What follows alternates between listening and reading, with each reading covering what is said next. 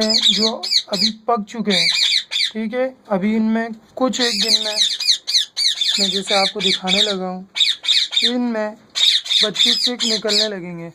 अभी आप ये देख सकते हैं कि ये अंडा बिल्कुल तैयार है।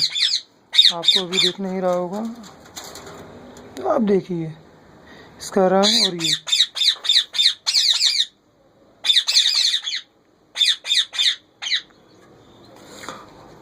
और इसी के साथ एक और अंडा दिखाता हूँ जो कि बिल्कुल ठहर गया है।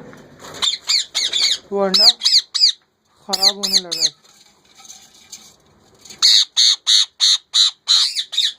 ये देखिए दोस्तों,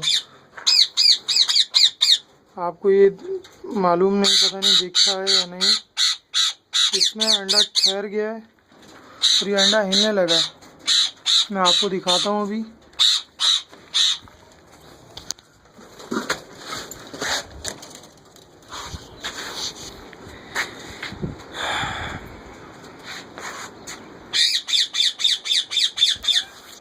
मालूम नहीं कि आपको दिख रहा है कि नहीं। मैं थोड़ी सी ब्राइटनेस ऑन कर लेता हूँ।